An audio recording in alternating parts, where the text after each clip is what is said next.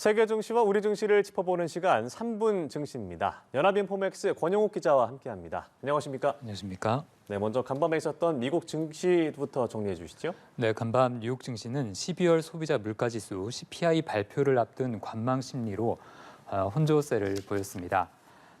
마감 가격을 살펴보면 다우지수는 전장보다 0.42%, S&P 500 지수는 전장 대비 0.15% 각각 내렸고요. 네. 반면에 나스닥 지수는 0.09% 올랐습니다. 3대 지수는 최근 반등을 모색해 왔지만 연초에 하락세를 되돌리진 못하고 있는데요. 투자자들이 하루 뒤에 나오는 소비자 물가지수 12월 CPI를 앞두고 관망세를 보였습니다. 미국 금융시장이 반영하는 연방준비제도의 3월 금리 인하 확률은 이전보다 크게 낮아졌지만 여전히 60%를 웃돌고 있습니다. 향후 연준의 금리 인하 시점을 판단하기 위해 이번 CPI 지표가 중요한데요.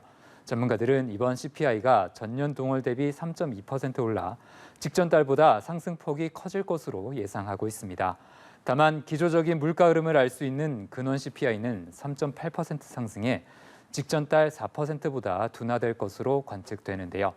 만약 인플레이션이 예상보다 빠르게 둔화되지 않을 경우에는 연준의 3월 금리 인하 기대가 더욱 축소될 수 있습니다. 네, 일단은 내일 밤에 있을 물가 지표를 조금 더 지켜봐야겠습니다.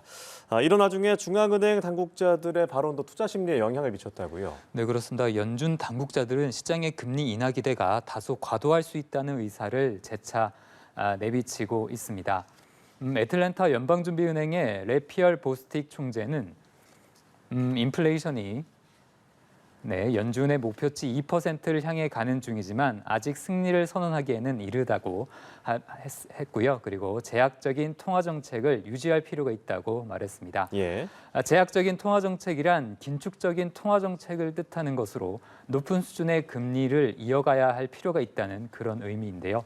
미셸 보먼 연준 이사는 인플레이션이 목표 수준인 2%로 지속해서 둔화된다면 결국 통화 정책이 과도하게 긴축되는 것을 방지하기 위해 금리 인하를 시작하는 게 적절하다고 했습니다.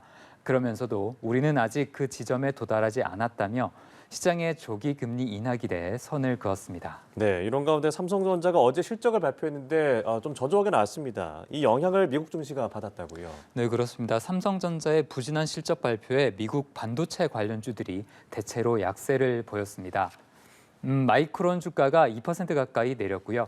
인텔과 어플라이드 머티리얼즈 주가는 각각 1% 이내로 빠졌습니다. 반대로 대형 기술주들은 연초 낙폭이 컸다는 인식에 따라 저가 매수가 들어오기도 했는데요. 특히 엔비디아가 3% 넘게 오르며 사상 최고치를 경신했습니다. 이 회사가 중국용 반도체 칩의 대량 생산을 오는 2분기부터 시작할 것이란 소식이 계속 호재가 되고 있는데요.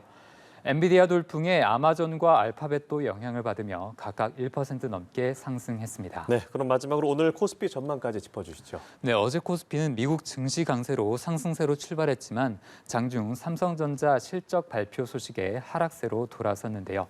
지수는 2,561부근에서 거래를 마쳤습니다. 오늘 코스피는 관망세 속의 보합권 근처에서 출발할 것으로 전망됩니다. 국내 증시는 최근 약세에 따라 반등 시도가 나올 수도 있겠는데요.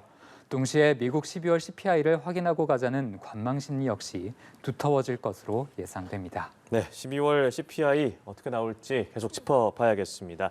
네, 지금까지 3분 증시 권영욱 기자와 함께했습니다. 고맙습니다.